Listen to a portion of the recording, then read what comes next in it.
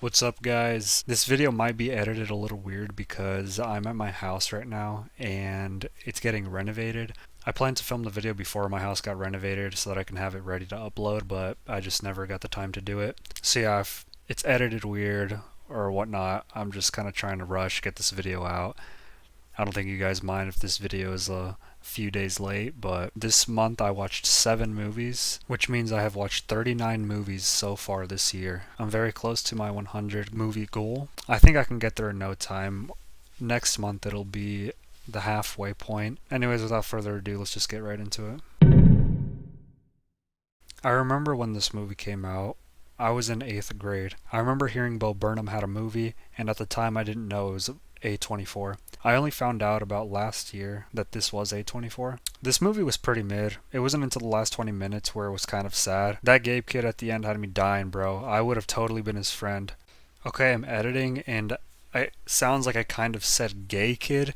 I meant Gabe, like the character in this movie, Gabe. So just want to clarify. This movie felt like almost nostalgic. I also want to bring up backseat car scene. I wanted to skip through that entire part. If you guys have seen this movie, you know what I'm talking about. When I was watching that scene, I was actually screaming at my TV, asking why. It just was really uncomfortable to watch. This movie felt extremely relatable. It just makes you feel so awkward and nervous.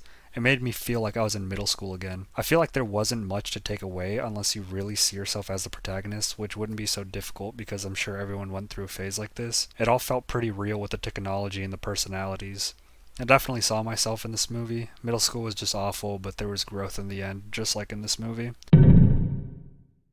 It feels like this was just handed over to another director halfway through. I'm glad this isn't like an official Tarantino movie, because my hype was killed as soon as they entered Mexico. I feel like if I sat down and read Tarantino's original vision of the script, I would have thought this was so badass, but it was just so poorly executed. And I know Tarantino writes movies for his own pleasure, and his goal isn't to make them for other people. And I know damn well bro was snorting coke when writing this when writing this script. Yeah, I'm gonna have to give this movie like a 2-star. I think the first half was so good. I had so many good lines and it was just really badass, but once I entered Mexico it just fell off. Like it just felt like a completely different movie. So yeah, I mean, props to Tarantino. There's so much to dissect from this movie, and I feel like I understood everything very well.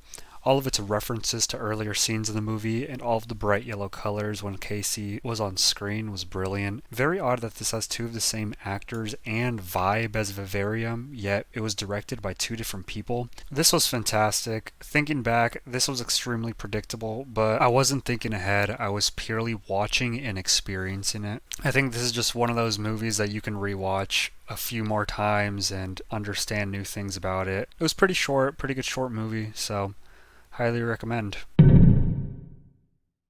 I feel like I say this for a lot of movies, but this one has been on my watch list for many years. I think Edgar Wright is such a good movie director, and this movie was extremely cool. And I want to give it a 5 stars so bad, but I think there was too many unnecessary scenes added at the end. It would have been a satisfying ending if it would have just ended 30 minutes prior. It just felt like it would have worked better as a TV show. Regardless, it was a really cool movie and I enjoyed every bit of it. There's a lot to take from it and a lot of badass lines and scenes that get your heart racing. I think my favorite scene was whenever the protagonist, Baby, he was rewinding his tracks so he could start driving right as the song started. It's so cool, so relatable. I love it, man.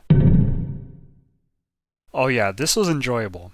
Good comedy, tons of cool fight scenes, and enjoyable characters. Absolutely stacked cast, too. Zazie Beetz always finds herself in a role with Brian Tyree Henry or Lakeith Stanfield, and I think that's so funny. I think this was alright, but just like too much going on.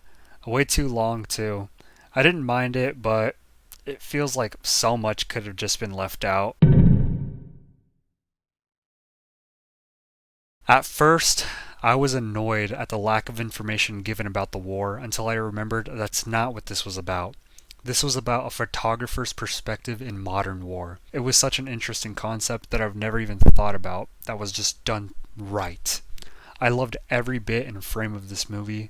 The flash of photos after each one was taken in the middle of a heated moment was just so interesting to me. I would have never guessed that this was an A24 movie, and it just makes me realize if I've missed any great movies like this purely because it wasn't mainstream. Because I probably would not have watched something like this if it was an A24. Just like anyone with a camera, there is such a thirst for a perfect shot, which I knew would be the unfortunate inevitability of one of our protagonists. The ending to me just felt so satisfying. I was glad that it ended that way. I was glad that it ended the way it did. Anytime war is mentioned, I remember the concept of two sides of the same coin. In this case, there was one nation that fought for apparently no reason at all. Never trust Jesse Plemons, by the way. I think on a rewatch, I actually like this movie a little more. My plan is to see every Ghibli Fest 2024 movies in the theaters. I missed them all last year, so it's going to change this year. This was the first one down, and I think this was the most overrated Miyazaki film. It's just so bland and doesn't really follow a plot. Sure, the whole point is to get the parents back and leave the spirit world, but there's just no attempt in any of that. The entire movie is just the protagonist's experience in the spirit world. If you enjoy that, then this is a fun movie to watch, and I can see why it's enjoyable. But you have to agree that there is no real plot. I don't want to bash on this movie the whole time because I really don't dislike it, but I'm sick of everyone saying that this is the best animated movie of all time.